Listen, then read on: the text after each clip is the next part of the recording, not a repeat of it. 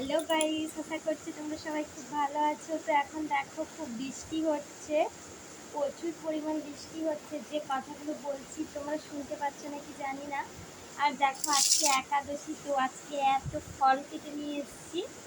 তো এটা কি বলো তো, এটা ড্রাগন। তো এটা আমার ছেলের খুব পছন্দের ফল, ও এটা খুব খেতে ভালোবাসে। তো সোনা তুমি খাও, ড্রাগনটা খাও। দেখিছে হুম। আজকে মাম্মা তো ড্রাগনের এমনিতে কোনো স্বাদটা থাকে না, তো হালকা একটু সল্ট দিয়ে খেলে মোটামুটি খাওয়া যায়। তো নর্মালি খাওয়া যায় না। তো এটা কিউকাম্বার খাচ্ছি। কালকে যেহেতু জগন্নাথের উল্টো রথ ছিল, তো আজকে একাদশী। তো একাদশীতে এই ড্রাগন, ব্যানানা, কিউকাম্বার, ম্যাঙ্গো আছে তো নিয়ে নিই, জাস্ট অ্যাসিড হয়ে যাবে। এগুলোর সঙ্গে খাবো না, ওটা পরে খাবো। ওরও খুব ম্যাঙ্গোটা পছন্দ, তাই না সোনা? হুম হুম।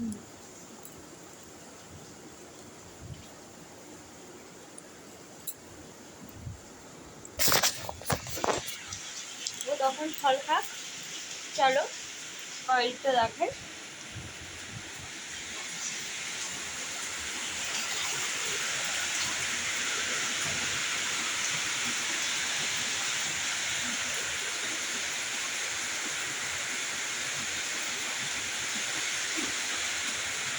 খুব কালো মেঘ হয়ে গেছে, তো আমি ওই বৃষ্টি পড়ছে তার মাঝখানে মাঝখানে কাজ বাজ করছি। তো দেখো এক্ষুনি আমি চান করে আসলাম। চান করে আসলাম বলতে হঠাৎ তোমরা ভেবো না যে আমি সকাল থেকে চান টান করিনি, সেরকম কোনো ব্যাপার না।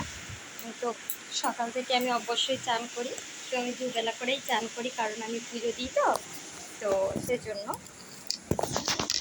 তো দেখো এখন বেডরুমটা গোছাচ্ছি। এত মানে বৃষ্টি হচ্ছে, জামা কাপড় মেলানোর মতো জায়গা নেই। তো রুমের মধ্যেই দেখো কিছু জামা কাপড় মেলে রেখেছি, কী করবো বলো। তারপরে এই যে বেডটা গোছাচ্ছি।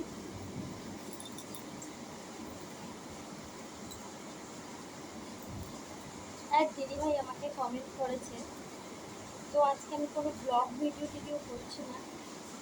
তো যাই হোক, এক দিদিভাই আমাকে কমেন্ট করেছে যে দিদিভাই আমার স্বামী পরকীয়া করে, আমি কি করব।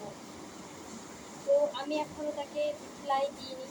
তো তাকে বলেছি ঠিক আছে, তোমার এই ব্যাপারটা নিয়ে আমি একটা ভিডিও বানাবো, তো তোমরাও দেখবে, আশা করি তোমাদের ভালো লাগবে।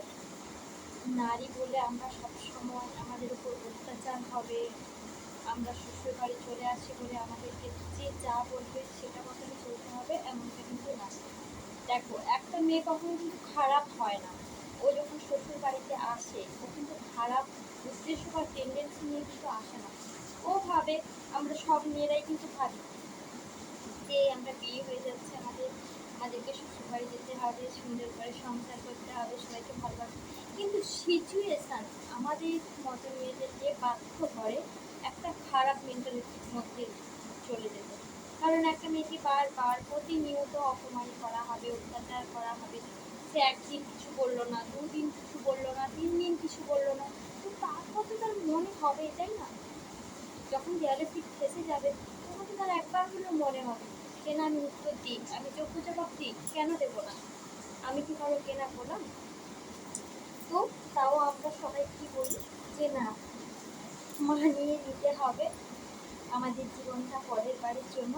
কিন্তু মানিয়ে নিতে নিতেই তো আমাদের অর্ধেক জীবন শেষ, তাই না? তো এই মানিয়ে নেওয়ার গল্পটা এখান থেকে একটু স্টপ করে দেবে। তো যে ব্যবহারটা দেবে আমরাও ঠিক তার সঙ্গে সেই ব্যবহারটা করবো। তাহলে দেখবে তোমাকে বা আমাদের মতো, তোমার আমাদের মতো মেয়েদেরকে অত্যাচার করাটা অন্তত একটু বেশি বন্ধ হবে। তো কীভাবে করবে? তো সেই সব কথা আমি তোমাদের বলবো। আমি কিন্তু কারোর সঙ্গে বা পারিবারিক ব্যাপার নিয়ে ঝামেলা বাঁধাতে চাইছি না। তো আমি কি বলেছি যে তোমাকে যে ব্যবহারটা দেবে, তোমাকে ভালো ব্যবহার করেছে, অবশ্যই তোমাকে ভালো ব্যবহার ফিরে দিতে হবে। তো যে ব্যবহারটা দেবে আমাদেরকে ঠিক সেই রকমভাবেই চলতে হবে। তো ভগবান কিন্তু একটা কথা বলেছে, অন্যায় করে যে আর অন্যায় সরে তিনও ঘৃণা তব সমতলে। তো এই কথাটা থাকবে না, অন্যায় কেউ করবে সেটাকে তুমি সহ্য করে নেবে, তুমিও কিন্তু সমানভাবে দোষী, তাই না? আমি কি ভুল বললাম? ঠিক আছে, চলো আমি এই ভিডিওটা বানাবো, তো তোমরা সবাই আমার এই ভিডিওটা দেখবে। নদিয়া থেকে ওই দিদিভাইটা বলেছিল, তো ওই দিদিভাইয়ের উদ্দেশ্যে আমি একটাই কথা বলি, দিদিভাই তুমি কিছু করো না, তোমার স্বামী পরকীয়া করছে তো করতে দাও, তুমি ডোন্ট কেয়ার করো, তোমাকে ইগনোর করছে তুমি ইগনোর করো, ঠিক আছে?